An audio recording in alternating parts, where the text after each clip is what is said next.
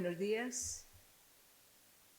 Es en los libros donde la laboriosa palabra viene para conseguir un relato casi siempre cercano a la vida de quien lee, de quien llega a sentirlo como el eco del alma, de quien lo ha inventado para hacerlo casi vida, completa literatura.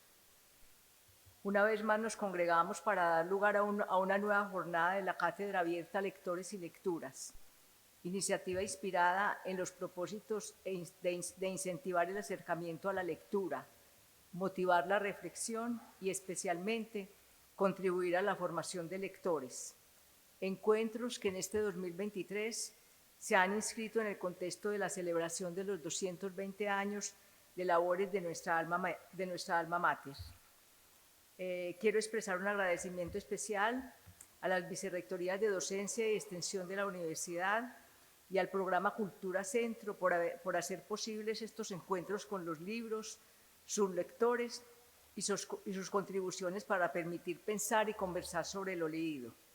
Gracias a ustedes, amable público, por responder a la cita mensual y un honrado agradecimiento a los dos invitados de hoy, al profesor Hermes Osorio y Juan Antonio Agudelo, quienes atendieron amablemente esta convocatoria hecha por la universidad para participar en la Cátedra Lectores y Lecturas.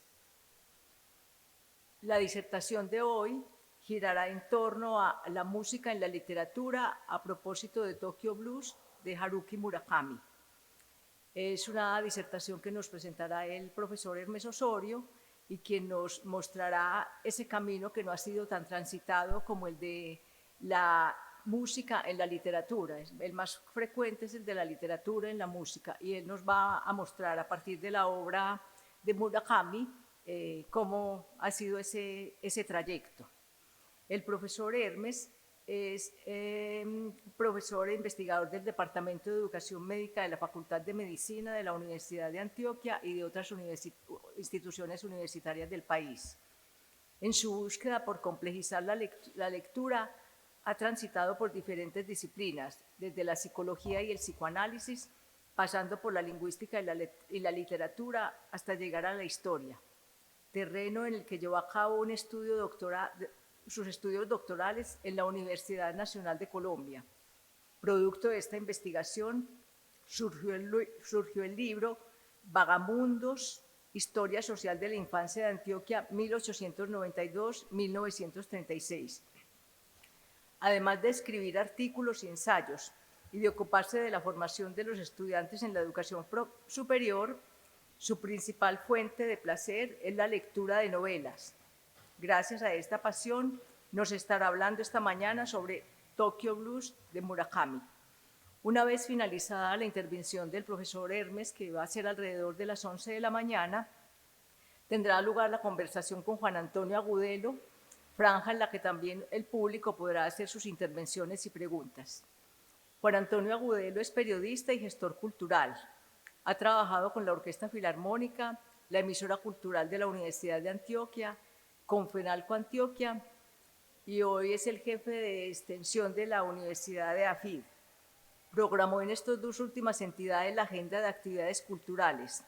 De igual manera, ha facilitado la llegada de artistas internacionales a Medellín como Diamanda Galás, Madre Deus, Isia, Swans, Lee Renaldo, Lidia Lunch, Craft Club, entre otros. Además, ha escrito para la revista Número, el Magazine del Espectador, Generación del Colombiano y la revista de la Universidad de Antioquia. Los dejo en principio con el profesor Hermes Osorio. Gracias, profesor, por aceptar la invitación, y un aplauso para el profesor Hermes.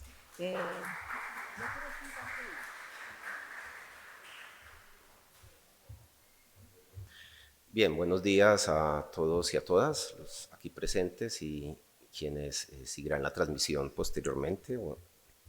Bien, hoy nos ocupa una figura bastante representativa en las últimas décadas. El afamado escritor japonés Haruki Murakami, más que una obra, ha creado mundos donde los personajes atraviesan puertas o caen en pozos que los conducen a caminos sin retorno. Su literatura habita espacios en los que la vida se escurre hacia dimensiones que amenazan con secarla. En ella, los jóvenes de todo el orbe han encontrado una ruta para navegar por las aguas del hastío en una sociedad en la que las promesas de bienestar futuro no conmueven. En esta ocasión nos ocuparemos de su novela debut, Tokyo Blues, en la cual una canción de los Beatles sirve de hilo conductor. Como se decía, es más transitado el camino que va de cómo la literatura se usa en la música, en la composición. Pues digamos que en ese camino es una muestra, es la misma obra de Dylan, termina pues de su labor como músico y compositor, pues siendo galardonado dentro del premio de literatura. Es menos común mostrar cómo la música se ha utilizado como elemento estructural en la composición de las obras literarias, y eso es una constante. Para los que pues, son habituales en la obra de Murakami sabrán que en cada uno de sus libros hay una canción que es el hilo conductor que va llevando toda la trama, además de la aparición pues, de que siempre son unos personajes melómanos que aparecen en sus novelas. Entonces, nos ocuparemos hoy de mirar la presencia de la literatura, de la música, perdón, en la obra de Murakami, y en específico, pues, cómo una canción de los Beatles, Norwegian Wood, sirve no solamente de hilo conductor, sino de trama y de estructura de esta novela. Incluso en la versión en inglés, en la traducción en inglés, el único título es la misma canción de los Beatles, o sea, no tiene otro título. En castellano, pues se le agregó el nombre de Tokyo Blues y como subtítulo Norwegian Wood, como haciendo referencia pues a esta canción. Murakami nació en Kioto un 12 de enero de 1949, quizás pues ese aire todavía estaba cargado del peso de las bombas nucleares. Sus padres se dedicaban a la enseñanza de la literatura japonesa. Él estudió a su vez literatura y teatro en la Universidad de Waseda, aunque no se sentía muy cómodo en la universidad, al no sentirse identificado con los ideales revolucionarios de su época, enmascarados de nacionalismo. Este es un aspecto esencial en la comprensión de la novela que veremos más adelante, porque esa tensión entre él como un estudiante, el personaje en la universidad, pues vive de algún modo esto que tempranamente vivió Murakami. Allí en la universidad pues conoció a su esposa y junto con ella en 1974, antes incluso de terminar sus estudios, montó un bar de jazz, el Peter Cat, en Tokio, el cual regentó hasta 1981. Desde esta experiencia destacan dos elementos que eran parte de su literatura: la música y los gatos. Siempre hay esos dos elementos en todas sus novelas. Sus obras han sido traducidas a más de 50 idiomas y en las últimas décadas su nombre siempre aparece cada año como candidato al premio Nobel. Empero, su literatura es considerada por el establishment de su país como poco japonesa. ¿Qué se quiere indicar con esta afirmación? Que sus obras pues, no cumplen con el patrón establecido como identitario de la cultura japonesa, en pocas palabras, que no sirve a los propósitos que refuerzan el ideal de nación. La mayoría de sus obras transcurren en un Japón que no se diferencia mucho de cualquier país occidental. Murakami está más cercano al canon de la literatura norteamericana que a la tradición literaria japonesa. Son más influyentes para él Carver, Vonnegut, Fitzgerald que Mishima, Kawabata o Oe.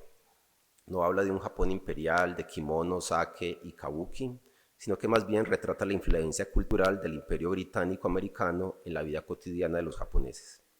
Su estilo es prosaico por principio, no por defecto. Así lo deja claro en una entrevista. Dice Murakami: ustedes conocen autores como Mishima o Kawabata, autores que aprovechan toda la belleza del idioma japonés, que lo utilizan en todo su esplendor, de una manera maravillosamente ambigua. Ellos sí son dificilísimos de traducir, pero en cambio yo utilizo el idioma como una mera herramienta. Solo quiero contar mis historias. En ese sentido, es menos difícil traducir mis obras. No es correcto adornar las frases con elementos superfluos e impedir que la historia fluya con naturalidad. Además de escribir y correr todos los días, incluso en maratones, hay una característica que determina la escritura de Murakami y su estilo como escritor, y es la presencia pues, de la música. O sea, Murakami en esencia es un melómano, y no porque solamente la música esté constantemente en sus obras, sino como lo cuenta, en el libro de conversaciones que hace con Seiki Ozawa, como él constantemente cuando escribe está escuchando música. Quizás él eligió un oficio que le permitiera estar escuchando música todo el tiempo, y esa era la escritura. Entonces, digamos que eso es una característica pues, que tiene que ver con la elección de este autor para el tema de la música y literatura. Esta afición a la música empezó cuando era estudiante y trabajó en una tienda de discos, y ahí pues digamos que se conectó con el blues, con el jazz, con el rock, y empezó a coleccionar, ¿sí? Y continuó después, como les contaba, cuando montó el bar de jazz, y luego pues en sus novelas pues constantemente está representando, y es un personaje, es un escritor que dice que cuando escribe piensa en música, o sea, es constantemente esa relación allí en él. Les quería mostrar, si es posible, la página web del autor. Él tiene pues una página web. Allí ustedes podrán encontrar pues una guía amplia de los gustos musicales y de los temas. Entonces, esta es la lista de esta novela de Norwegian Wood, pero así aparece con cada uno de los libros de Murakami, tiene su respectiva señalamiento, ¿sí? Lo que muestra que no es algo accidental ni algo fortuito, sino que es algo deliberado y constante en la forma de componer. Hay otro libro que les mencionaba ahorita, que incluso pues está aquí en la mesa, que tiene entrevistas con Seiko Ozawa, el director de música japonés, quizás también el primero que triunfó en los grandes escenarios de la música clásica occidental, podemos decirlo de alguna manera. Y es un libro de entrevistas, de conversaciones, y es impresionante. O sea, el mismo Ozawa se queda sorprendido del oído que tiene Murakami, la capacidad de escuchar pequeñas variaciones y detalles de una grabación al otro que ni el mismo Ozawa se había dado cuenta. Entonces le explicaba cómo en un tiempo tocaba Beethoven de una manera, y cómo con el tiempo fue aprendiendo otro tipo de situaciones. Es un deleite realmente para los amantes de la música clásica leer este libro. Desde el 2019 viene conduciendo un programa de radio en Tokio, donde pues, él hace de DJ y pone su música desde pop, rock, jazz, bossa nova, blues, etc. Luego de la Segunda Guerra Mundial, Japón se convierte en el principal aliado de Estados Unidos en el control del Pacífico. En 1952 se incorpora como Estado miembro del Fondo Monetario Internacional y el Banco Mundial. En 1955 se forma el Partido Liberal Democrático, el cual se mantendrá ininterrumpidamente en el poder hasta 1993. Es más o menos pues como el contexto en el Japón en el que crece Murakami, donde digamos como los estragos de la guerra y de la derrota y de digamos el sometimiento a partir de armas nucleares terminó poco a poco pues siendo olvidado con el bienestar económico y el desarrollo tecnológico al que fue avanzando, y en esa medida pues las expectativas que tenían los padres de Murakami con él era que pues, terminara en una de las grandes empresas como IBM, etcétera. Y era como la aspiración, ¿cierto? Todos soñaban con tener un hijo gerente en una de estas grandes empresas, pero no fue pues el camino que tomó Murakami.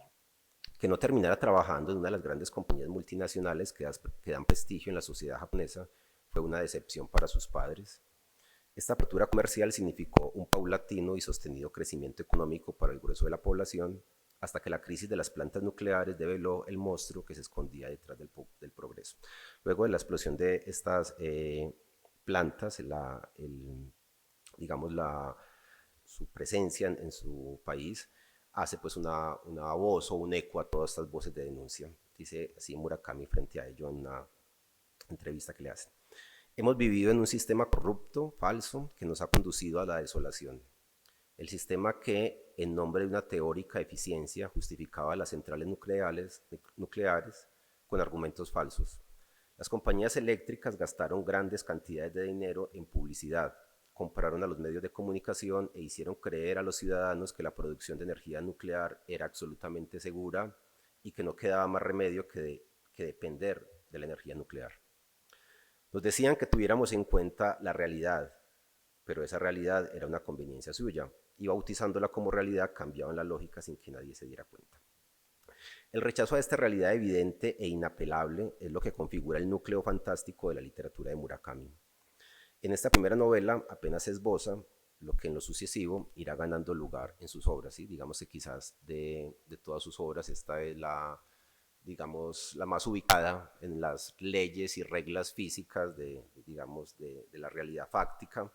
Eh, digamos que es más un viaje interior de profundizar en los sentimientos de los jóvenes de esta generación, precisamente pues en los 60, en ese que era el momento pues de euforia y de que los jóvenes quieren otro nuevo lugar en la sociedad.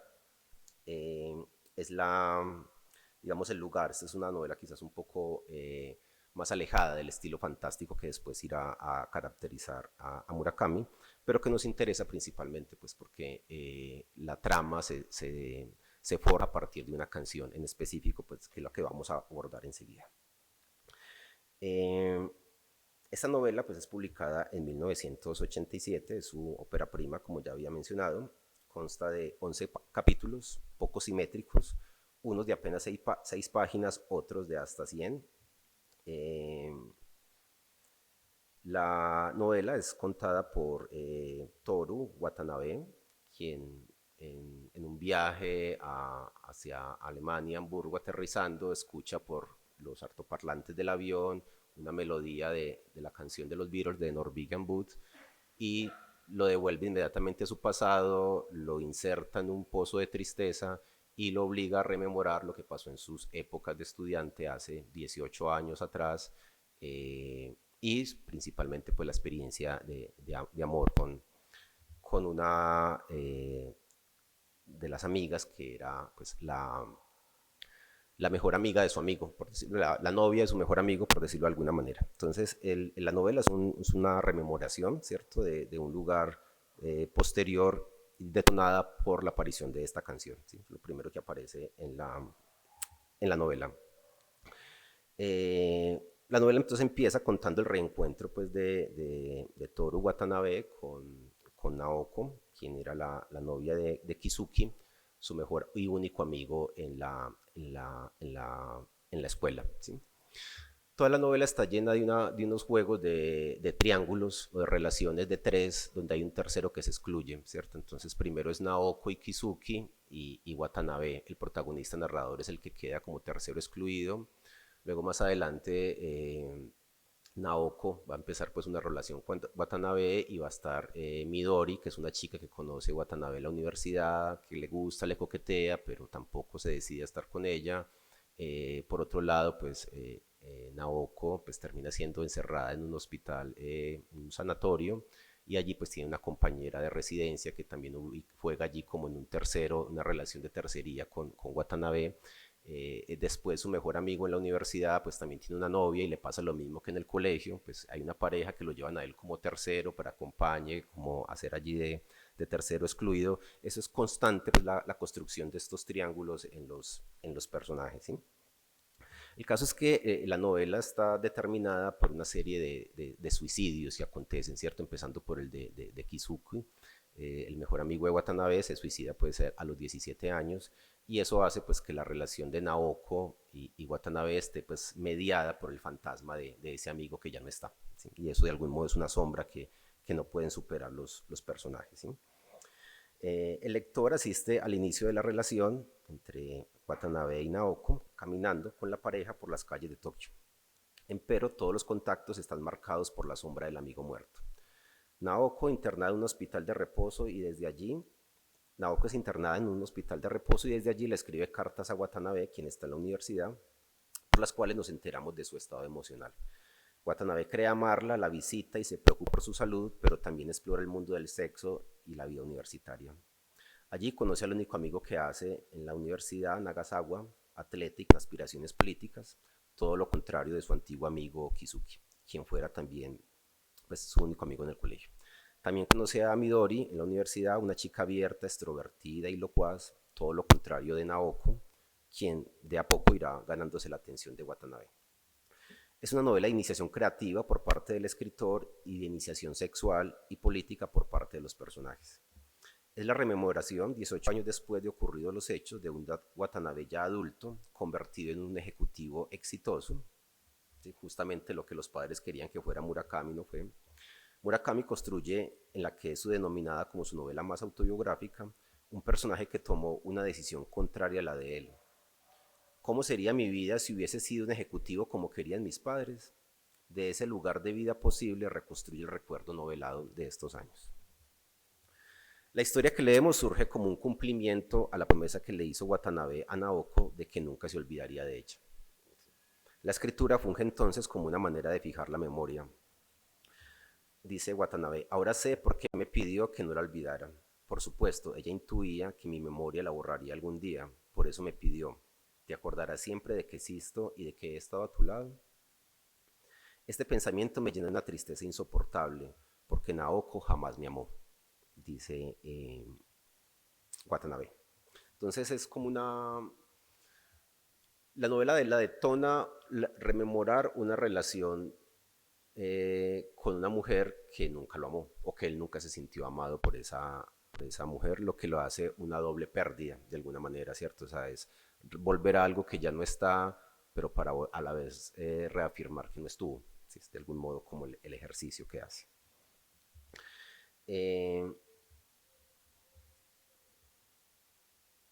La novela está compuesta en clave tristeza, ¿sí? Incluso así arranca, o sea, el personaje cuando escucha esta canción se conmueve, se queda en la silla del avión y es una azafata la que le pregunta, pues, ¿qué pasa? ¿Estás mal? Y le dice, no, solamente me puse triste, es lo que dice. Está escrita en clave tristeza, en conjunto es casi una estampa de educación sentimental, compuestas de un erotismo desenfadado, casi romántico, donde los personajes alternan el lugar del tercero excluido en triángulos que aparecen y se modifican, pero nunca terminan en pareja.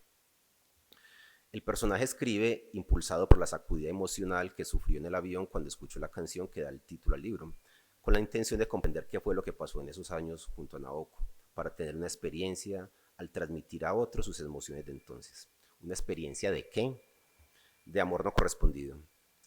La canción Norwegian Wood, escuchada en un momento particular, disparó el recuerdo, y la novela que podemos leer eh, a ver, la canción Norwegian Wood, escuchada en su momento particular, disparó el recuerdo, y la novela que ahora podemos leer. Esa es la estructura retórica desde donde se cuenta la historia. Ahora bien, ¿tendrá alguna función la canción en la estructura de la novela más allá de ser un detonante accidental del recuerdo? Pues eso es lo que vamos a averiguar en esta mañana. Podemos poner la canción, por favor, el video, pues no sé si alcancen a leer, yo ahora pues les leeré la traducción, pero la pongo ahí con subtítulos y con algunas imágenes pues del grupo. Y luego haremos pues el comentario, ¿sí? La idea es mostrar cómo, pues no solamente en el título, sino toda la trama y la relación con los personajes se estructura a partir de esta canción. Una referencia irónica a los paneles de pino barato que estaban de moda en las decoraciones de las viviendas en Londres en esa época. En síntesis, pues esto dicen las líneas de la canción. Sin embargo, son múltiples y disímiles las reinterpretaciones sobre el sentido oculto de la canción. Para limitar el marco de especulación, pues es importante remitirnos a los testimonios de los protagonistas, ¿cierto? En la Biblia de los Beatles se lee que la canción surge de una affair que tuvo John Lennon mientras estaba con su primera esposa, Cynthia. Al parecer llevaban viéndose varias veces y para John fue decepcionante darse cuenta de que no leyó bien los mensajes. En una entrevista afirmó que la canción era enteramente de él, pero tiempo después Paul McCartney precisó que, si bien la aventura fue vivida por John, él hizo algunas precisiones a la letra, entre ellas el título y el cierre donde acontece la venganza. En nuestro mundo, el tipo debía tener alguna venganza. Podría haber significado que encendió un fuego para mantenerme caliente y no era maravillosa la decoración de su casa, pero no fue así. Significó que quemé el maldito lugar como un acto de venganza y luego lo dejamos allí y pasamos a la parte instrumental, pues donde está el solo de la cítara. El aporte de McCartney a la historia, más que restablecer la hombría perdida ante la afrenta de la mujer, fue agregarle acidez e ironía al relato. El tema de la canción fue visitado por distintos artistas del momento. Se inscribe en una serie de canciones que retratan la situación de un hombre dejado con las ganas por una mujer, siendo la primera exploración de los Beatles con los aires y los sonidos de la India. lo que a la postre derivaría en lo que se conoció como el raga rock o la denominación posterior de músicas del mundo. La canción mantiene la tensión entre la realidad fáctica, trivial podría decirse, y la fantasía, una apertura a otro mundo. Este aspecto será esencial tenerlo en cuenta para desentrañar la función de la canción en la estructura de la novela. Bien, como les decía, la canción hace su aparición desde la portada, desde el título pues, de la novela está el nombre de la canción, incluso pues en inglés es el único título que tiene. Él decía al inicio de la novela es el Watanabe ya mayor ejecutivo que escucha una versión pueril, si se quiere, por la radio en el avión y le detona el recuerdo. O sea, desde la portada, la primera imagen, está la canción. O sea, de principio a fin está esta canción de los Beatles. Más adelante nos enteramos de que era la canción preferida de Naoko y su compañera de habitación en el centro de reposo, Reiko, profesora de música también, solía interpretarla. La siguiente escena nos revelará qué tanto la escuchaban allí. Norwegian Wood, dijo Naoko. Reiko trajo de la cocina una hucha con forma de manequineko, como este gatico pues, que mueve la mano, muy famosa, ¿sí? En forma pues, de alcancía. Y Naoko metió dentro una moneda de 100 yenes. ¿Qué hacéis?, pregunté. Cada vez que le pido que toque Norwegian Wood, tengo que meter 100 yenes, explicó Naoko. Es mi canción preferida, así que le damos un trato especial. Esta la pido de todo corazón. Es claro que la canción le gustaba a Naoko y que Reiko, formada como solista de piano, hacía una interpretación llena de sentimiento, pero ¿qué le evocaba la canción a Naoko? Dice más adelante. Cuando escucho esta canción a veces me pongo triste, comentó Naoko. No sé por qué, pero me siento como si me encontrara perdida en un espeso bosque. Hace frío, está muy oscuro y nadie viene a ayudarme. Por eso, si no se la pido, ella no la toca nunca. En efecto, Reiko intuía que dicha canción le gustaba porque la acercaba a una sensación de abandono y muerte. La sensación suscitada por la canción dibuja el lugar exacto que Naoko eligió para colgarse de un árbol, en medio de un bosque espeso, sola y con el frío de la madrugada pegado al cuerpo. ¿Transmite Norwegian Wood tristeza, desolación o pesadez? ¿Por qué elegir esta canción que habla de un chico que se queda con los crespos hechos como catalizador de emociones tristes? Se desnuda ante él, la deja besarla y tocarla, pero luego lo detiene y se va. Watanabe lo describe como el orgasmo más triste del mundo. Por otro lado, Midori, la chica que Watanabe conoce en la universidad, le pide a este que se masturbe mientras piense en ella.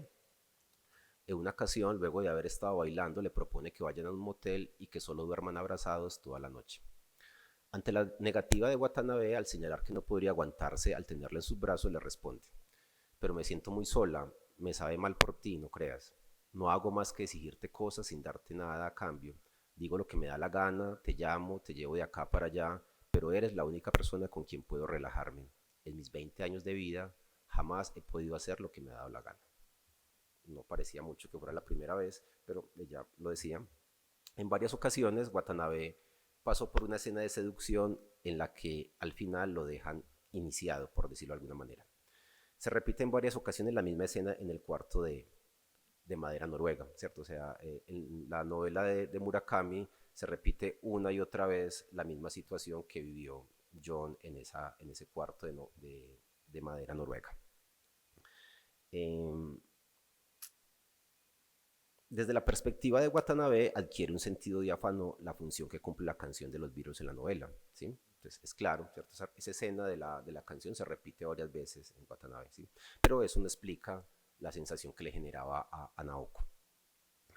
Es quizás un poco más difícil y más oscuro el sentido de por qué era la fascinación de esta canción, de ella por esta canción. Sabemos lo que ocurrió en ese encuentro fallido desde la mirada del chico defraudado, que cuenta la historia, es decir, pues de la versión de John, pero ¿qué sabemos de la chica, es decir, del pájaro que voló, según la expresión de la canción? Los críticos y groupies de los Beatles, que son legión, han lanzado varias hipótesis sobre la identidad de la mujer, lo que poco nos interesa en este momento, pero de nuevo es McCartney quien nos pone sobre otra pista. En una entrevista le preguntan si la mujer de la que se habla en Day Tripper era una prostituta y si de la que se habla en Norwegian Wood era lesbiana. A ambas preguntas respondió que sí.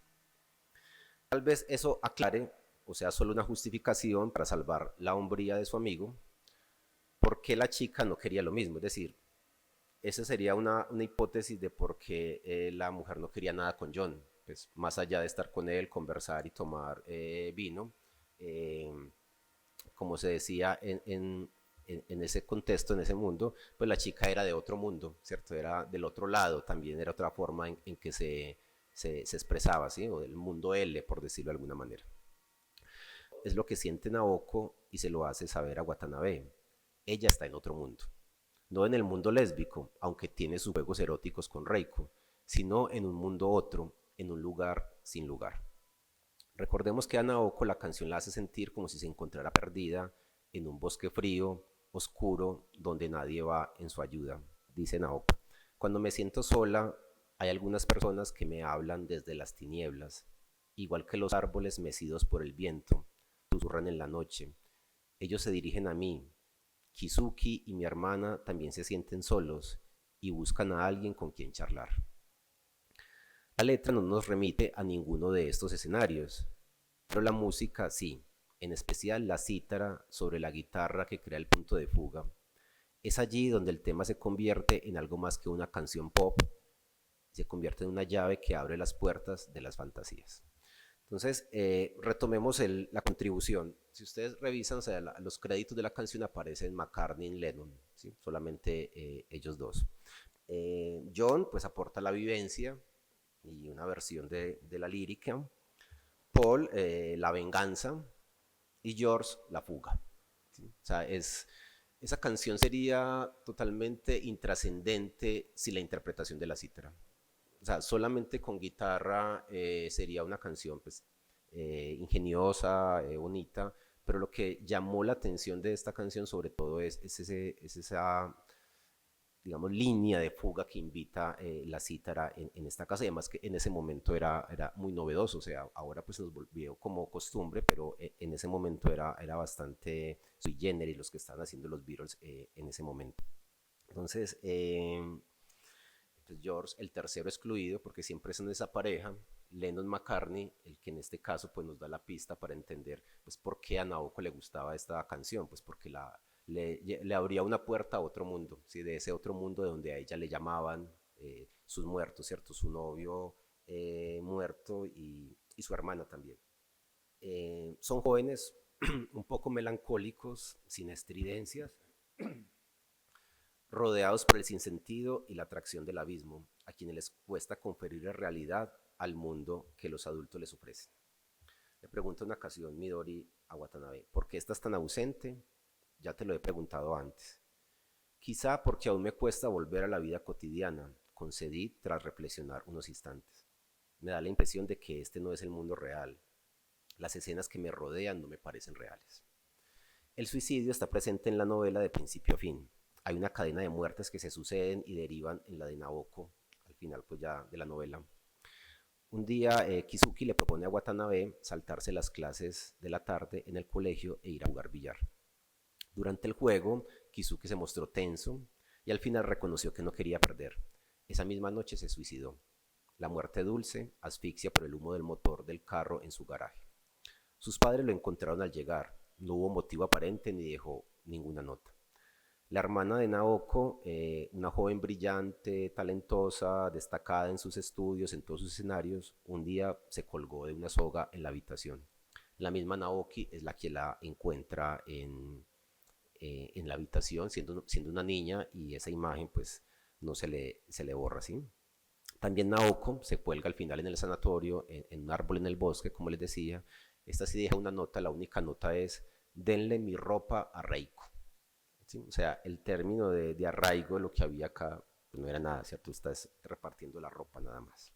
Watanabe se pregunta si pudo impedirlo o si pudo haber hecho algo más.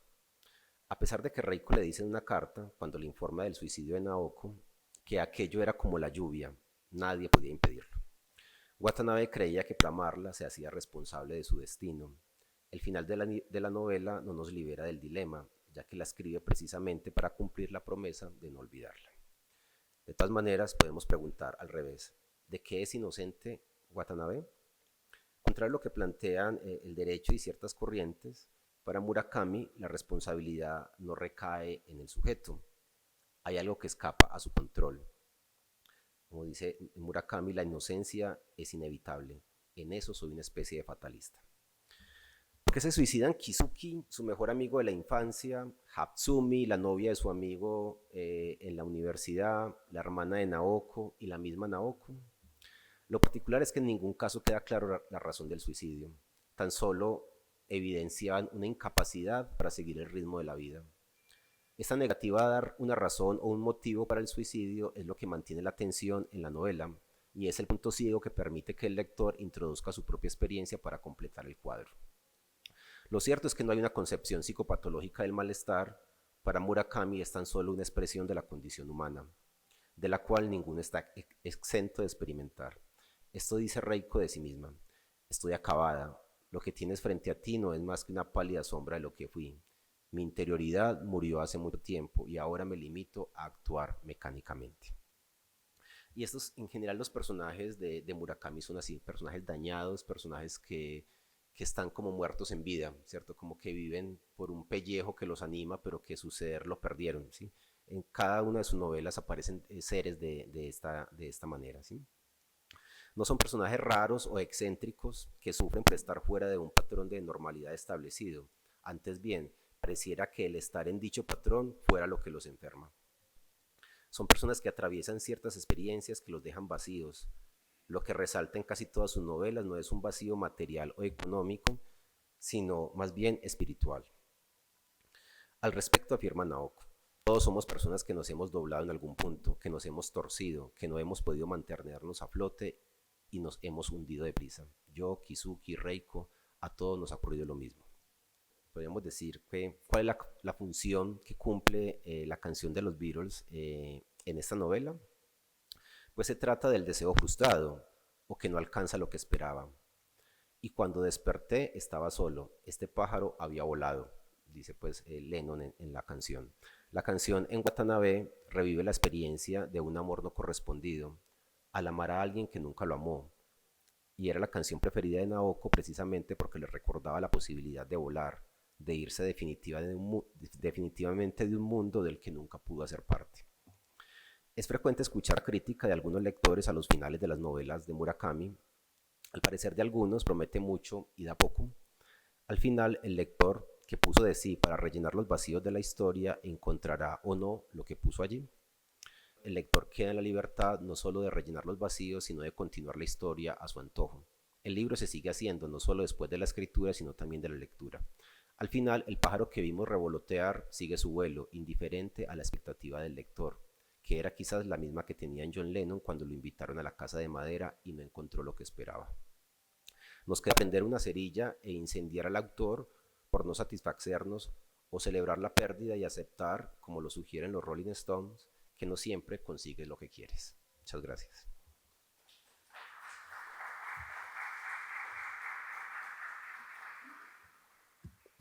Bien, ahora pues pasamos al diálogo con Juan Antonio, donde podemos abordar otros aspectos de la novela desde otra perspectiva y posteriormente, pues si es de su amaño o decisión, podemos recibir algunas preguntas y comentar con el público. Bueno, muchas gracias por aceptar esta invitación y a Hermes por invitarme y a la Universidad de Antioquia también. Pues hay mucha tela que cortar alrededor de la obra de Murakami y le propuse a Hermes que habláramos de los telones de fondo en los que se construye o pues puedo percibir que está hecha la novela. Telones de fondo como la música, pues que ya lo mencionaba Hermes, la política también juega allí un papel muy importante, el entorno y el momento histórico, social y político, que aunque parece pasar como de largo, tiene su importancia. También la caracterización de los personajes, a pesar de pues, que Naoko y Watanabe son los protagonistas, yo me atrevería a decir que en la lectura que hice de este libro, el poder y la trascendencia de cada personaje, ahí no hay uno más protagonista que el otro, cada uno es caracterizado muy bien. Y bueno, habrá otros asuntos que a lo largo de la conversación hablaremos, pero sí quería que profundizáramos en eso. Primero, en lo de la música, que es una marca Murakami, y que pues estuve leyendo sobre su vida, sobre las críticas que le hacen en el mismo Japón, y muchos lo toman como un escritor ligero, y quizá esta obra no es la obra comercial, es como la obra, es el pop, él es como un escritor pop, y este es como su obra más comercial, es como el hit single de Murakami, porque hay otras Sí, dos además obras. muy bien la expresión del single, ¿cierto? Que era que esa necesidad pues, de que la canción durara cierta extensión para poder que tuvieran las transmisiones de radio y las emisoras, digamos que quizás dentro de sus novelas es quizás una de las más cortas, pero también con Sputnik, mi amor, que también es una novela cortica. Bueno, esa no es tan cortica, pero sí digamos que comparado con El pájaro que da cuerda al mundo, etcétera, pues es una novela más corta. Y de mucha sustancia, junto con Kafka en la orilla, que son las obras, pues, si uno quiere conocer al Murakami más complejo, donde hay más elementos y más como profundidad, o sea, menos ánimo de hacer concesiones al lector, Pasa son también estas dos obras. hay que ubicar que pues, Tokyo Blues es una novela también de iniciación, ¿cierto? De su carrera y estaba encontrando pues sus modos, sus formas de expresión. Yo pienso que él aquí lo tiene eso de la puerta al otro mundo, o sea, es algo muy constante en en las novelas de Murakami, no diría pues que es una fórmula constante y que son personajes que encuentran puertas, accesos a otro mundo y la novela misma es qué le pasa a esos personajes que van al otro mundo y regresan, ¿cierto? Algunos no regresan, ¿cierto? Y de la vivencia de estos personajes que quedan como sin alma, como Claro, perdidos de entrada. Entonces, claro, los modos expresivos que él ya va a hacer con mucha más soltura y más floritura, pues aquí apenas los estaba aprendiendo. y lejos de criticarla, pues por eso, porque para pues, los más tiesos y más majos críticos de la literatura, esa podrá ser una obra ligera, pero, pero pienso que la capacidad narrativa ahí es, ¿No? o sea, Y de él como experiencia, o sea, él la parte es bien significativa, o sea, el narrador lo construye como lo contrario a él, o sea, alguien que no que decidió ser escritor, sino que decidió ser un gerente, una persona exitosa, estar pues como en el mundo, asentado, bien organizado pues como en el mundo. Eh, y aquí abre eso, o sea, Vía Naoko, que es este personaje, esta chica que está en el sanatorio, Vía, y yo pienso que ese personaje es el que le da la puerta de entrada a Murakami después a sus otros mundos, porque es otros mundos los que realmente él se adentra. Aquí no es tan fantástico, no, pero sí hay una alusión a que algo otro, algo distinto va a aparecer y va a llegar, ¿sí? Y esta pues es una novela quizás también más autobiográfica y, y una forma pues también de representar esa generación, pues ahora que preguntabas de, pues se ubica en los 60, ¿cierto? Después de mayo del 68 francés, como toda esa ruptura generacional y decir, no, pues más allá de trabajar, que es lo que piden los adultos y pide el mundo, digamos que esta movilización arranca es con pues por parte de los trabajadores, de que les digan, pues necesitamos también tiempo libre para descansar, y de parte de los estudiantes es pues que déjenos dormir juntos con nuestras novias, o sea, ¿por qué no separan hombres y mujeres? Pues lo que nos están cuidando, ¿qué?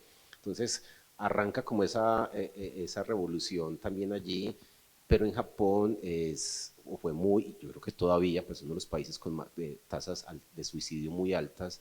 Durante esa época, una desbandada que Murakami lo cuenta en varias de sus entrevistas, o sea, muchos de su generación pues terminaron quedándose en el camino por parte Y del es suicidio. que él casi pues como que lo impulsa, lo incentiva a escribir es un poco como en contraposición a sus padres que soñaban con que él, a pesar de haber sido profesores de literatura, soñaban con que él fuera trabajar en una corporación, Mitsubishi o una de esas grandes empresas japonesas, y él se negó a eso. Y mm, por eso tuvo Peter Cat, su bar de jazz, porque además era un venue, pues un lugar donde pernoctaban los grupos de jazz norteamericanos cuando iban a Japón, hacían conciertos allí. Y sobre todo lo que más, que es como una premisa y un hilo también conductor es el afán por la libertad. Él dice que más que la identidad es la libertad. En una entrevista le preguntaba, se mencionó como la palabra identidad y él dice, eso no existe, la traducción al japonés no existe de la palabra identidad. Eh, para los japoneses es como el colectivo, es como la disolución del individuo y él luchó toda la vida por eso lo impulsó a irse a vivir a una isla griega, creo que todavía vive muy en el Sí, desde allá fue anonimato que compuso esta novela, o sea, esta novela la escribe también en el exilio, pues también en el de exilio Japón. y, y es muy bonito lo que él habla como de la libertad, porque en un país donde se trata de borrar esa identidad y esa particularidad de los individuos y meterlos en un colectivo que además es como lo que está pesando y también es como esa estandarización, esa globalización de Claro, volvernos la misma sociedad de consumo, y es convirtiéndonos que en... una de las críticas que le hacen, digamos, ciertos puristas de la literatura japonesa es precisamente eso, que no tiene los rasgos identitarios de lo que somos como japoneses, ¿cierto?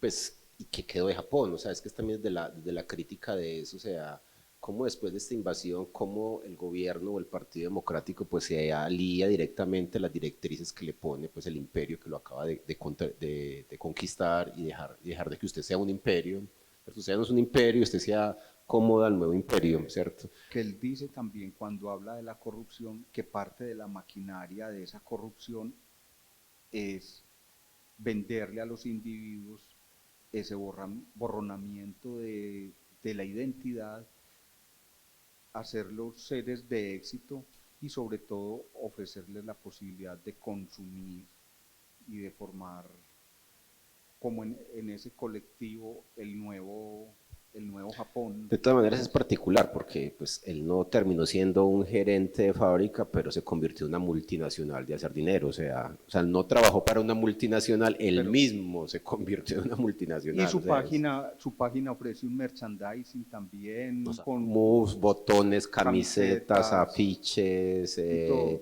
Y yo zapatillas. creo que muy pronto, yo no sé por qué no lo ha hecho audiolibros, ya que no puede editar vinilos o O sea, discos. su página web son de las páginas, o sea, hace años la tenía, creo que era Random House, la que tenía en inglés la página, ya es una página propia y en realidad el diseño es muy ágil, se está modificando constantemente, los recursos que hay, o sea, pues la posibilidad de explorar sus obras a partir Pero de no, su página es pues eso impresionante. no hay que criticarlo, ni estamos aquí para pelear contra eso, me parece súper válido.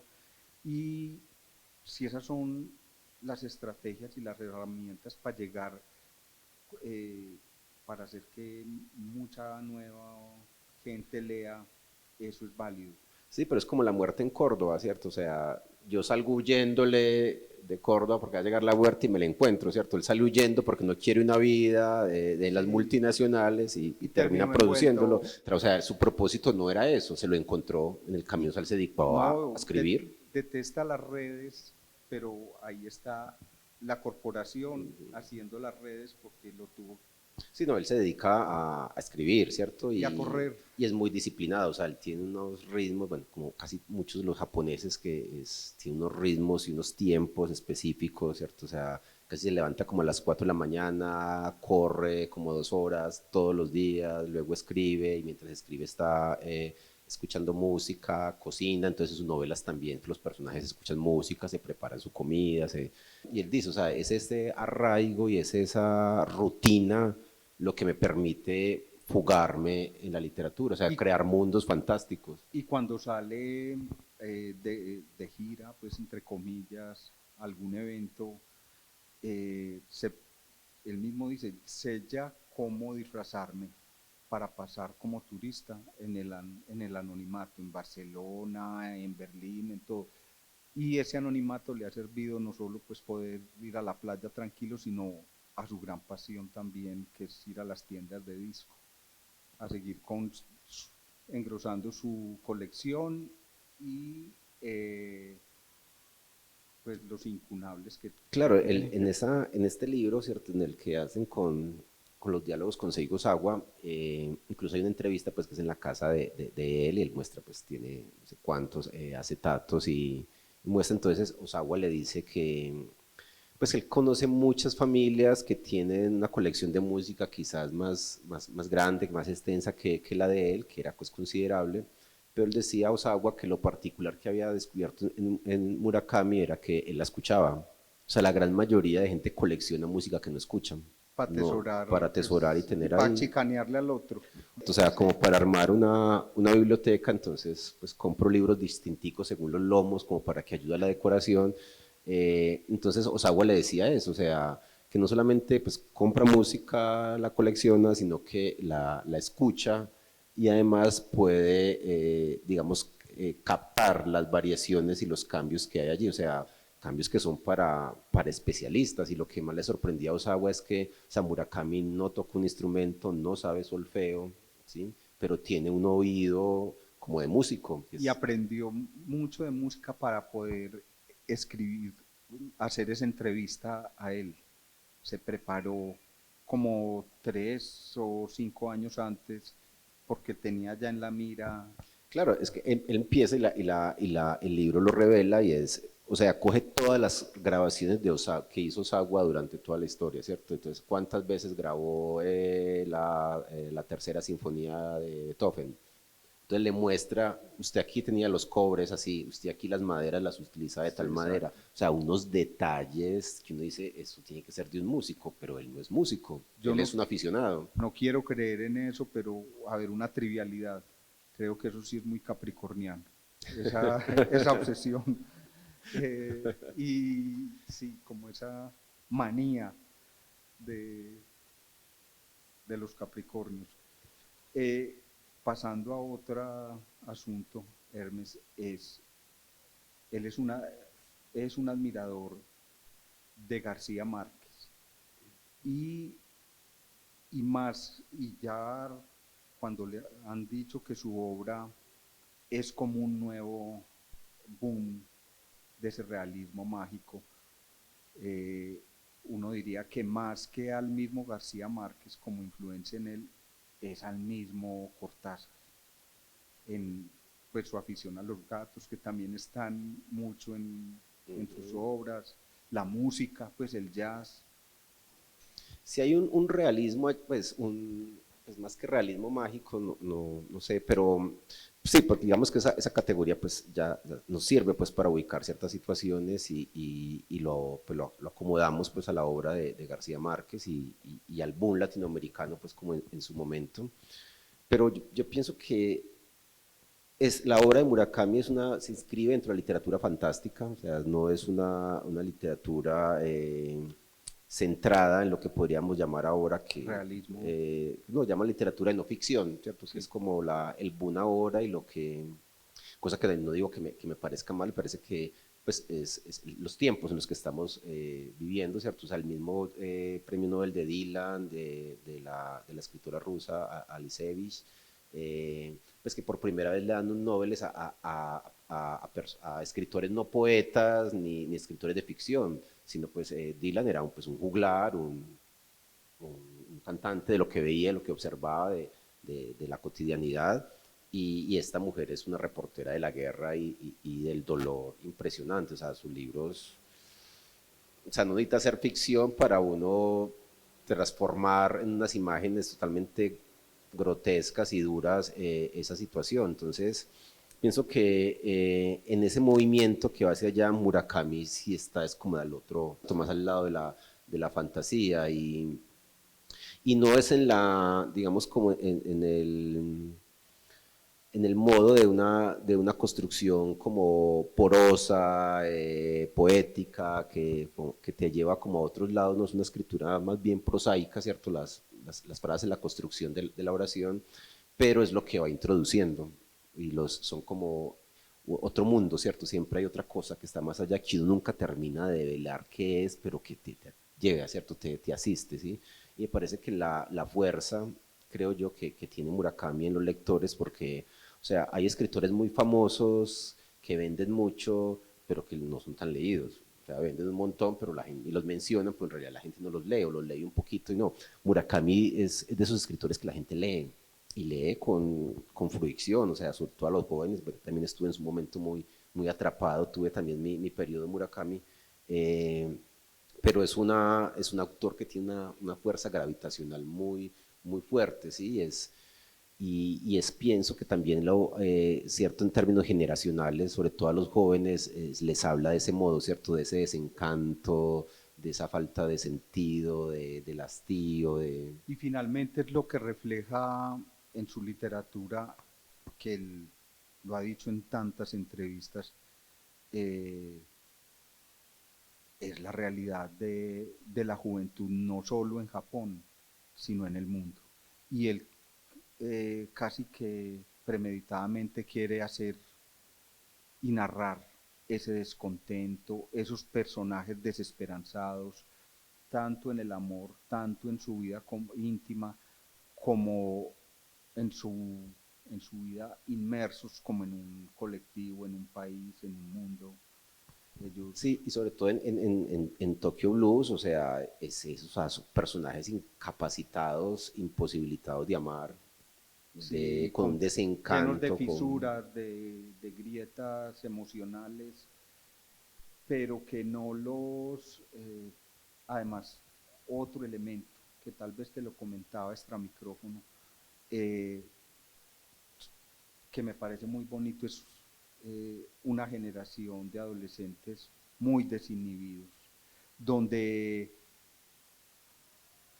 la religión y lo moral como que no pesan y no está de presente ni la culpa ni el miedo, que en sus entrevistas cuando dice que su vida de Japón fue buscando la libertad, que para él es como el bien supremo, esto siempre también aparece en esos personajes, una búsqueda, pero sin pesos de culpas, ni de miedos, ni nada. Toda esa otra desesperanza está dada como por otras vivencias.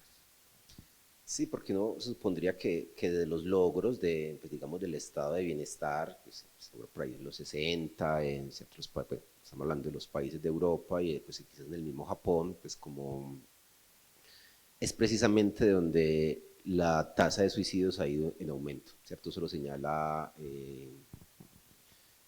este historiador israelí Harari, ¿cierto? ¿Cómo? Y no es una pregunta, ¿cierto? En eso sobre la invención de la felicidad, o sea, ¿cómo si tenemos las mejores condiciones, hemos aumentado la expectativa de vida, la tecnología permite intervenir enfermedades que antes no se hacía, la posibilidad de los trasplantes, etcétera?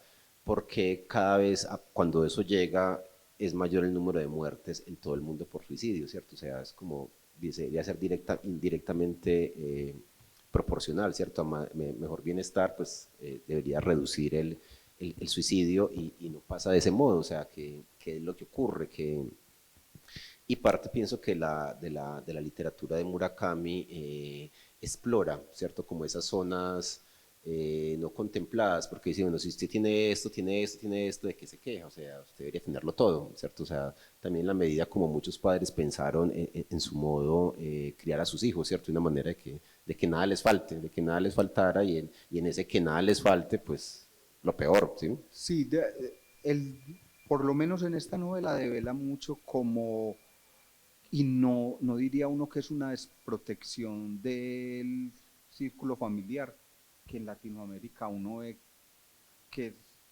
ya el exceso de la omnipresencia, esa sobreprotección familiar por distintas pues, razones. Lo económico pesa mucho y todo. Pero en esta obra, estos muchachos se van de la casa y no les interesa ni siquiera volver a Naoko, al mismo eh, eh, Sí, es muy particular, porque son, pues, uno diría jovencitos que por primera vez están viviendo en Tokio, una ciudad grande, y uno nunca les dice como que va a llamar a mi papá, va a llamar a mi mamá, o sea, como pasa, nunca aparecen los papás de no, solamente Naoko les saca el cuerpo y todo. el de Midori porque está enfermo y ya está pronto a morir, entonces van y lo Y lo visitan. mata, si ella lo pudiera haber matado, lo Lo hubiera hubiera hecho, matado antes. o sea, como un desligue de todos esos principios y valores que antes le dieron fundamento como a la sociedad. Esa Murakami habla de una generación que no heredó eso No, y no lo transmite tampoco ya. y los rituales del amor, los rituales de la muerte en esa novela son, son otros. Los, eh, hay unos rituales y uno de esos rituales es la música, pues, pero ya estas otras cosas que para nosotros pues son como más disidentes. Incluso hay una versión cinematográfica Exacto. de esta película y la música la hace Greenwood, el guitarrista De Radiohead. de Radiohead. Un dato muy importante para que se la pillen, yo creo que se puede ver gratis por ahí en una de esas plataformas.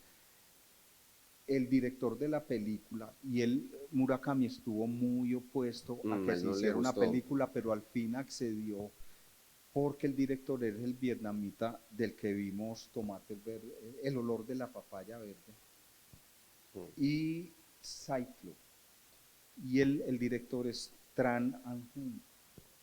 Pues esas dos películas son un referente de que es algo muy bueno. Y es difícil, o sea, yo pienso que, claro, el director capta otra cosa que quizás no dejó muy satisfecho como en la secuencia de las acciones, ¿cierto? Yo pienso que en la novela hay quizás mucha más agilidad, las acciones pasan con más secuencia, en la película es mucho más lenta, Claro. más queda, se detiene. O sea, yo pienso que el director de algún modo está captando eso otro que la novela alude, que no está allí, pero que Sí, alude. esa está muy respetuosa y muy rigurosa con la novela y no quiso hacer una cosa muy hollywoodense.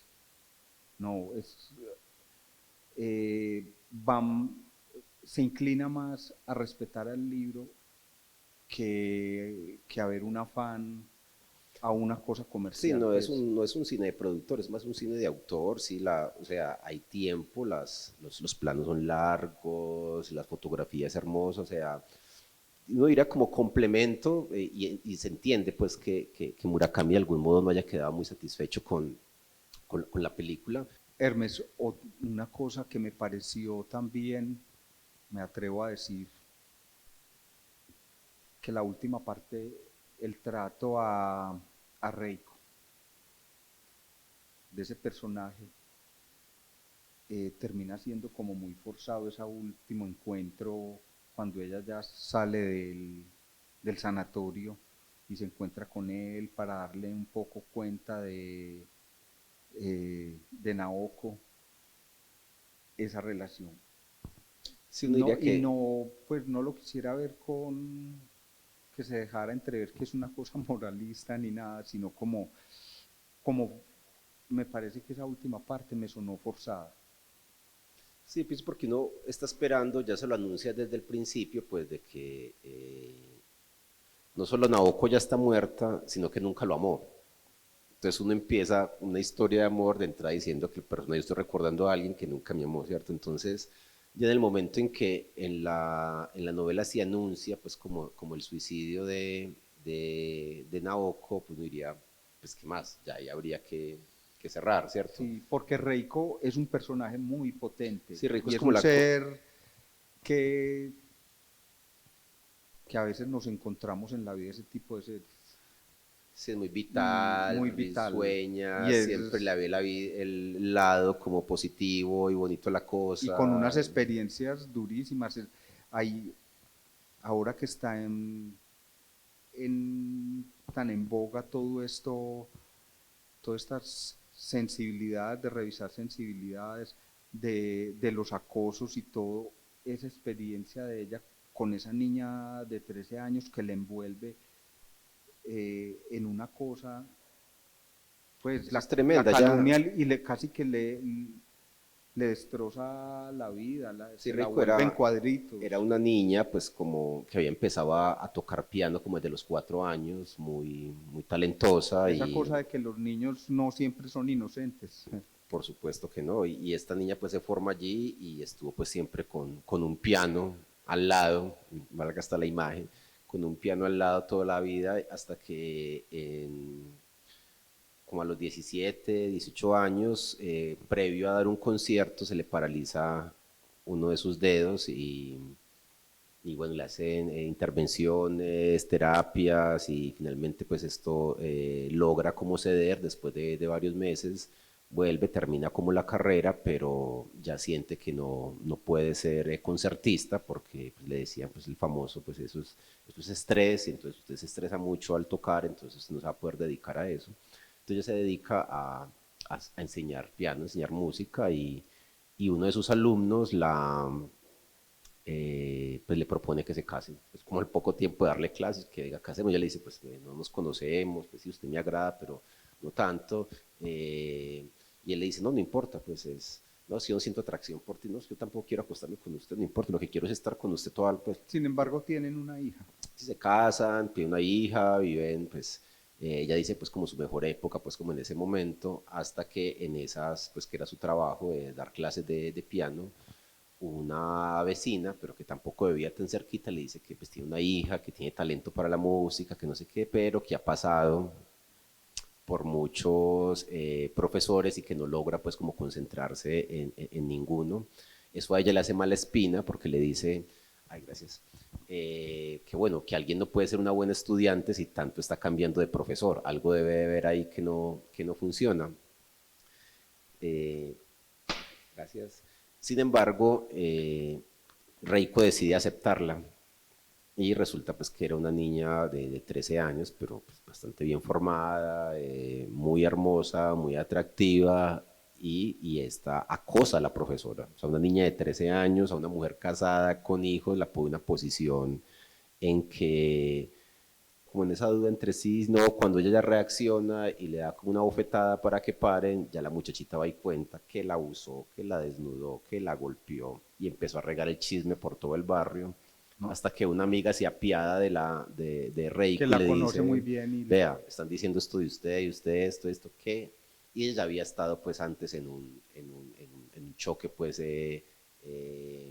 una crisis mental, había estado encerrada y esto la devuelve al sanatorio, ya quedó el resto pues llevaba 7 años cuando estaba ya por esa por, experiencia, ¿cierto? Y es una niña de 13 años la que la conduce a eso. me ¿Sí? parece que es el gran poder del libro para mí es que hay un mundo de historias ahí, ninguna más importante que la otra, todas se convierten como en protagónicas y las resuelve bien, a, a excepción de esa parte que es muy subjetivo, que me parece que ese cierre con Reiko es un poco forzado.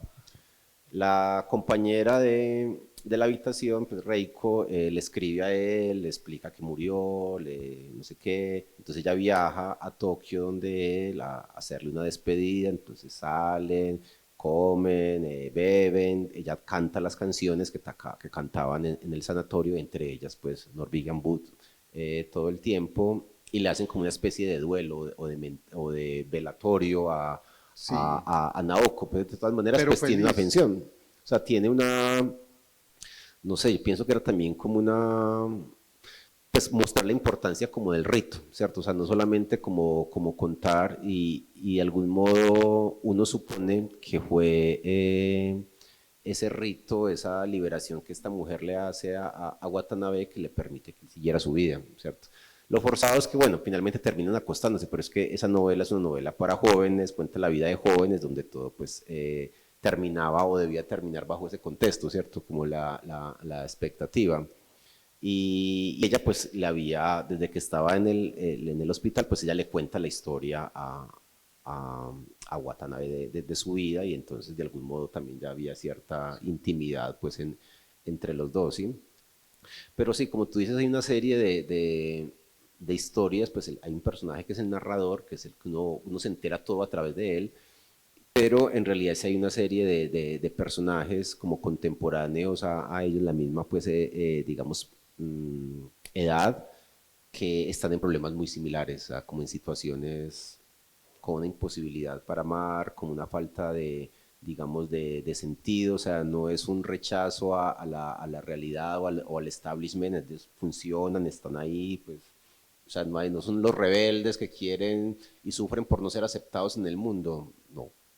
Otra crítica que me pareció, pues, es como una página en el libro, pero todo esto de que nos tocó vivir a muchos en la universidad y todo, y es esta ideologización con Marx, con, con la izquierda, con el comunismo y todos los pelados que llegan a las clases a parar al profesor que está dando teatro griego y eh, Midori que asiste a un grupo de esos, pero la sacan porque es que eh, es una cosa machista No y comprenden. tenían a las chicas del grupo, era o para seducirlas o para que les llevaran la comida en las reuniones. Y ella misma se pilla que eso no es. Y Watanabe se encarga de explicarle en pocas palabras lo del capital y cómo esta gente que cree decir que lo entiende, no lo entiende porque empiezan precisamente violando los derechos y las Hay un libertades. asunto, es muy interesante y quizás es lo que no se presta de algún modo Murakami como para servir a un bando u otro, ¿cierto? Porque entonces él llega a una universidad pues que no es tan buena, no es tan conocida, a estudiar pues teatro y es una universidad de derechas, o sea, honores al emperador, bla, bla, pero los estudiantes son la otra ala. Entonces está toda la ala conservadora, también la otra ala más liberal, revolucionaria, pero la postura tanto pues, de Midori como de Watanabe es tener, digamos, distancia con ninguno de esos, ¿cierto? O sea, son como utopías que se vendían de otros lados que tampoco estos generaciones lo retoman. Y un personaje del que no hemos hablado, que me fascinó a pesar de ser tan efímero, Tropa de Asalto. Tropa de Asalto, pues como un medio nerd, pero, pero como transparente, como un ser Un también, bruscote, pero sí, sincero, que era como su compañero de cuarto, su pues el compañero roomie de de. cuarto, pero muy Sí, interesante. era de esos que tampoco, pues, era el único amigo porque nadie lo soportaba en la universidad, o Nadie sea, lo lo ponían soportaba en como la un universidad. terremoto que nadie se aguantaba, entonces o le decían o nazi o tropa de asalto, entre los dos Sí, maniático de la sobrenombres. limpieza, de los ejercicios a las 5 de la mañana.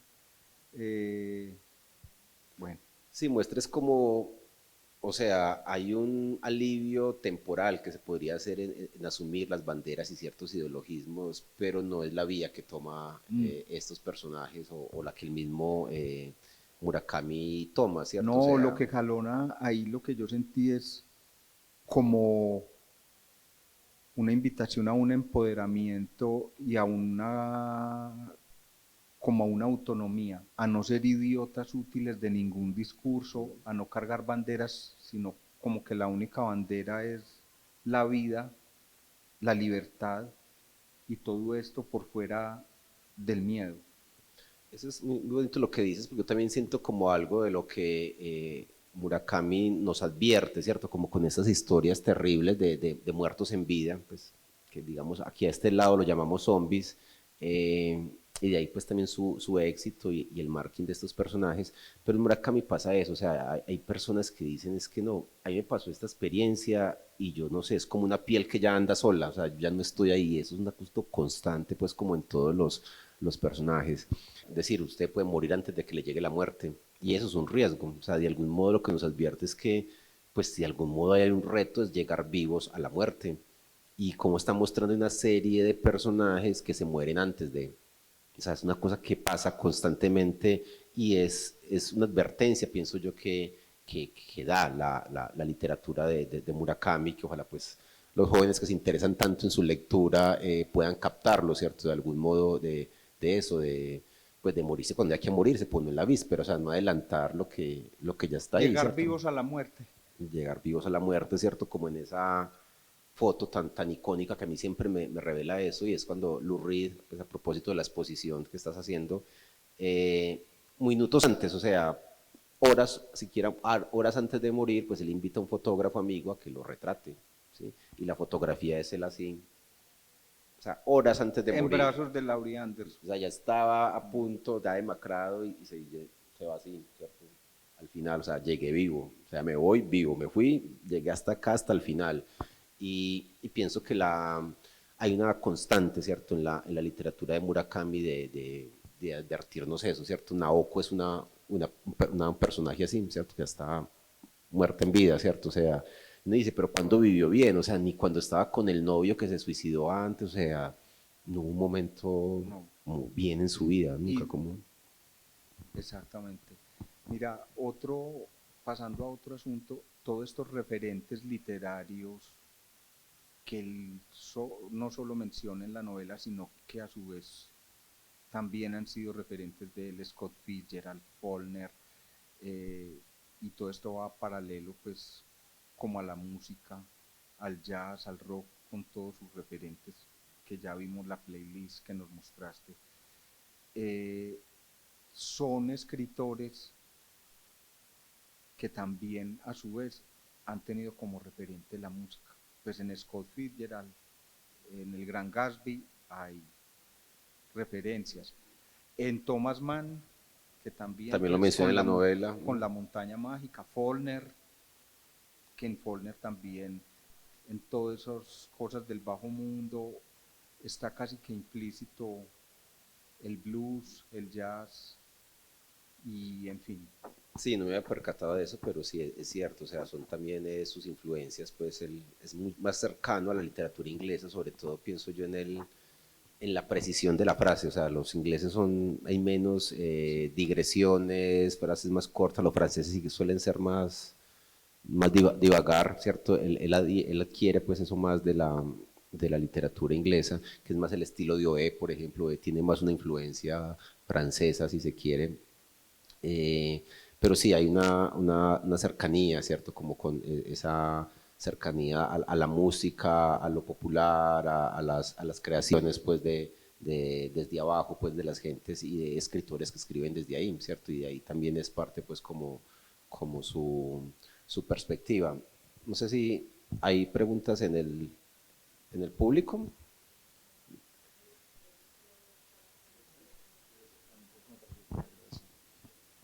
Perdón, debe ser con el micrófono para que quede en la grabación. Señalar algo que no tiene que ver con esta obra en particular, sino con la escritura de Murakami, que ustedes la señalaron también, y es eso que va más allá de la realidad del sujeto, de las personas, y ese otro mundo interno que aparece en una novela que se me olvidó el nombre, el personaje entra a un pueblo a hacer un trabajo y le dicen, para entrar tiene que dejar la sombra encerrada en una cabina, ¿cierto? No sé si alguien se acuerda de ese libro, cuál es, no me acuerdo del nombre, pero me parece muy especial porque es como esa otra cosa que persigue al ser humano, que es su sombra, no es él en una realidad cotidiana, sino que hay algo que lo persigue, que está encima, está adelante, está al lado, que es la sombra que todos tenemos. Y eso lo mencionaban cuando hablábamos de esa dicotomía entre lo interno, lo externo, algo que trasciende, pero que siempre nos está persiguiendo. Que es inevitable. Que es inevitable. Inevitable, omnipresente. Sí. En ahora estoy dudando de que sea una novela de Murakami, porque parece que nadie me dice, sí, esa es tal novela. Y lo otro también, referido a lo que decía Juan Antonio, de los ritos funerarios y de la libertad. Hay un personaje que me parece que es la libertad, que es Midori. Midori es la libertad total, sin filtro y desinhibida, femenina, pero no este femenino forzado, sino que ella es la libertad. Y ahí es donde uno ve ese rito funerario que ella hace con el padre, con la foto del papá muerto, cuando se desnuda y le muestra los genitales. Ese es un rito funerario tremendo, poderoso, porque es la libertad total. Incluso le dices que cuando le manda una carta es que, bueno, tu papá estás muerto, estás del otro lado y bueno, acuérdate que cuando estabas enfermo yo te llevaba a orinar y te conocí el pipí y no estaba nada mal. O sea, hace comentarios de ese tipo, es verdad, o sea, es un personaje, así como la otra, Naoko está, digamos, inhabilitada para moverse en este mundo, Midori se mueve con una soltura como si bailara, como si levitara, como si no caminara, sino que levitara. ¿Sí? Por eso hay unas oposiciones entre esas dos mujeres pues, que están ahí al lado de Watanabe, una así más en una cosa oscura, quieta, y otra que es ligera totalmente. ¿Sí? Bueno, voy a retomar un poco la apreciación que hace María del Pilar, que efectivamente es un personaje que vive la libertad deseosa de amor. Una libertad en el deseo y en la búsqueda de un amor que no recibe además, ¿cierto? Y que el que recibe de su novio no es el que quiere. Condición humana, por demás, ¿cierto? En esa medida, entrando por ahí, me quedo pensando con esto de que efectivamente todos los personajes de la obra están rotos, ¿sí? Hasta Midori, ¿sí? Y mi pregunta es dos cosas allí. Uno, pero es que ¿quién no lo está? ¿Y cuándo no lo hemos estado en la historia de la humanidad? ¿Qué es lo singular de la presentación de esos personajes rotos en la obra de Murakami? Y quizás también me lo formulo como pregunta, si es un elemento transversal en la literatura oriental, porque también se observa en Kenzaburo, ¿sí? Y también lo observamos en Kawabata. ¿Sí? Una centralidad en presentar estos personajes a profundidad rotos. El otro comentario es ese cierre de Reiko, ese encuentro de Reiko, yo soy muy mala para los nombres, con Watanabe, a mí también me sorprendió, pero hice una lectura de ese encuentro interpretándolo como es que justo lo que los vincula y lo que se los encuentra en ese momento es que es la concreción en ellos de lo que ninguno de los dos recibió de Naoko, ¿sí? Porque Reiko también tenía un amor sofocado por Naoko.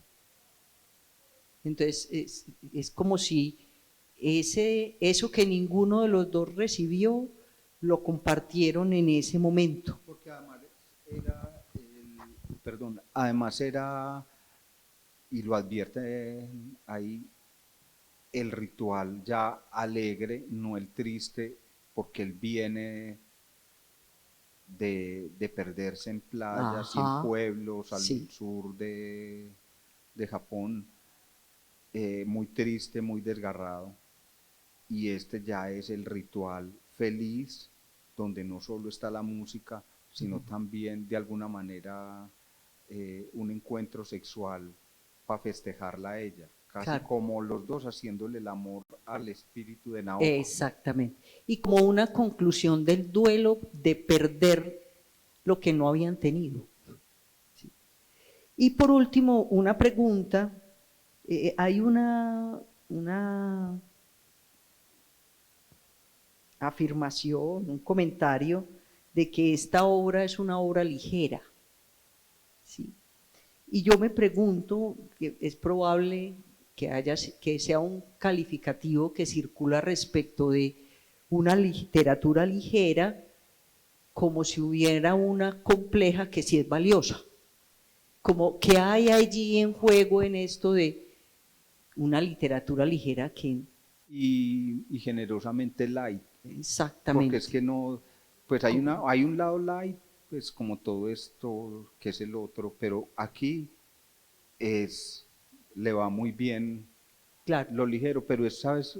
Creo, porque me atrevo a decirlo, es por ese menosprecio que tienen las culturas a la juventud, a todo lo que vuela a joven, es una cosa intrascendente, que no aporta y que es pues eso es ligero, eso le va a pasar rápido y está inmerso como ahí, pero de ligero yo también lo dudaría, y devuelvo todo el crédito porque eso se habla también de cierta música pop, pues hay un pop que es como premeditado por el merchandising, por la industria de la música, que sí es una basura, pero hay otro pop que es perfectamente concebido. Claro, es una ligereza sublime. Sí. Por eso poco la pregunta, algún comentario de ustedes de aquello. En tono de desprecio. Le va muy bien esa ligereza. Muy bien. No sé, Hermes, que me imagino que lo ha estudiado mejor.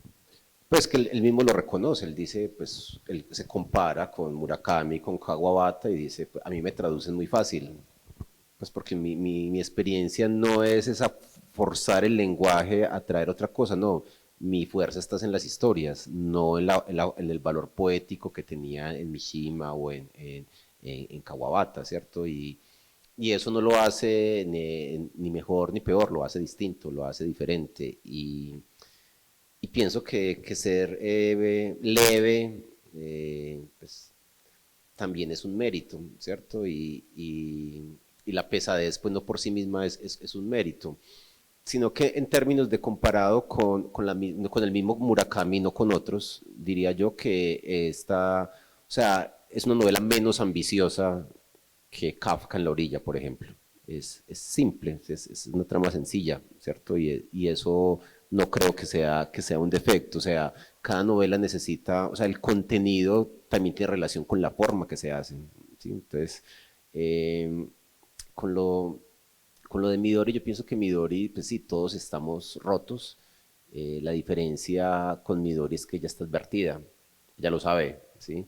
Y no solo porque pues estaba cuidando a su padre ya moribundo, porque estaba con un novio claramente, que ella no se sentía bien allí, ¿cierto? Pero más sin embargo, pues ahí iba, ¿cierto? O sea, como sin hacerse mucho lío, como con cada cosa. Sí, parece que eso era una diferencia que le permitía a ella actuar, lo que no significa que no se sintiera herida, que no se sintiera maltratada o añorara otra cosa de lo que no recibía, ¿cierto? Ahí hay otra, digamos que hay un distinto, ¿sí? Eso hace una diferencia como con este personaje, por eso es como quizás es la cara alegre, pues la más jocosa de la novela. Y en Reiko, ¿cierto? En esa escena final del duelo, pues sí, me parece que puede ser eso, ¿cierto? De algún modo era el amarse en ese momento, era congraciarse con Naoko, ¿cierto? A través de ello, y es una forma, creo que ella misma se lo dice, es una forma de sanarse en ambos, ¿cierto? Porque no hay una intención de prolongarla, ¿cierto? Incluso ella le dice, bueno, te estoy dejando listo para que vaya a busque a Midori, pues vaya, pues que esa es la que le conviene a usted, pues corra para allá, y bueno, al final pues termina con él haciendo una llamada, y ella le pregunta, pues, ¿y dónde estás? Y no sé dónde estoy, ¿cierto? Entonces uno le queda abierto si se encontraron, no se encontraron, ¿sí? Pero lo que sabemos es que 18 años después él no quedó con Midori. Amores fallidos quizás pues como será la definición del amor en general, no sé. ¿Sí?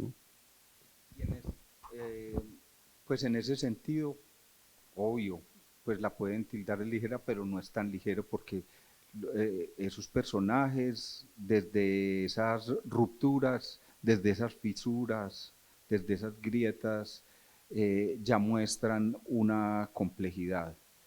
Y yo creo que es que Occidente y la crítica literaria en Occidente está en, inclusive el mundo intelectual, diría yo, está muy atravesado y muy marcado por todo ese peso, esa influencia tan plomiza de lo francés, de que para poderse hacer interesantes se tienen que hacer lo más heavy y lo más pesados, oscuros y todo, entonces, pero resultan siendo hasta muy risibles y pues ya muchos de esos escritores que se vendían en los 70s como parte de movidas intelectuales y todo, hoy están devorados por el tiempo, pues no solo escritores, sino el mismo cine. Y él, que hablábamos también de eso, de sus contemporáneos, impulsa dos figuras de la literatura joven japonesa. Perdóname, yo digo estos nombres porque vale la pena que los tengan en el radar. Banana Yashimoto, una chica, escritora, y el otro Murakami, que no es familiar de él, Ryo Murakami, que es director de cine y músico, y tuvo bandas de rock en los 70, Ryo Murakami, y tiene películas muy que han ganado premios y todo. Sí, yo no sé, dentro de la tradición japonesa, o sea, es muy diferente, o sea, es una experiencia totalmente diferente leer a Mishima que leer a Murakami. Ahora bien, ¿qué es mejor? Es también pues en términos de cuestión de gustos y pienso que finalmente lo que importa es la imagen, ¿cierto? O sea, es la imagen que te transmite, que a la vez te moviliza una emoción y te lleva a ver otras cosas, ¿cierto? Y eso se logra siendo ligero, siendo pesado, siendo oscuro, siendo claro, siendo... Sí, porque es también como hay temperamentos que se acogen más también a las ciertas visiones del mundo, entonces no necesariamente lo ligero es claro, piensa que parte pues de uno de los autores que a mí más me gusta y me influencia, que es Oscar Wilde, es que uno lee a Wilde y le dice, pues eso lo puedo escribir yo, pues eso tan fácil, como tan bobito, como tan clarito, como para niños, vaya, escriba así, pues para niños, a ver si es tan sencillo, o sea, a veces la claridad y la levedad es un logro y difícil de alcanzar. Hacerlo parecer simple, eso hace parte de una genialidad. Y quería también mencionar una cosa que no nos vamos sin eso, es esa personalidad de Watanabe, pues un ser como tan suave, no solo con sus amigos, sino con las mujeres, contrario a su otro amigo Nakazawa, que es un ser pedante, arrogante, muy genio, muy de todo, pues que aprende idiomas y se ha ganado ya un concurso para un puesto en el gobierno, pero no por gusto, sino porque quiere ver cómo es eso desde adentro. Ese contraste de esos dos personajes también, pues la suavidad y y es, pues Watanabe es casi que un personaje femenino también, entre comillas, por esa suavidad y por el modo cariñoso, pues como trata a las mujeres. Quería que se fueran no solo con Norwegian Wood, sino que tengan en el radar a Henry Mancini, que ahí suena una canción que es hermosa de Henry Mancini, Dear Heart, Querido Corazón, la Cuarta Sinfonía de Brahms, que es tremenda, y bueno, Simon and Garfunkel, Fruit Mary, que la hizo famosa y Cantina Turner, y recorran esa playlist que vale la pena. Bien, muchas gracias a todos y a todas por su asistencia y participación.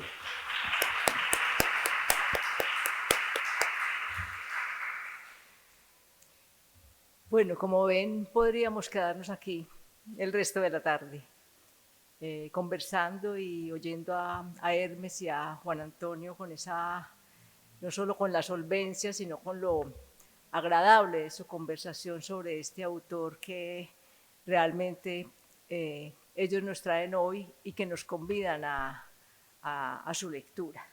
Gracias, Hermes, gracias, Juan Antonio, y gracias, amable público, por estar aquí.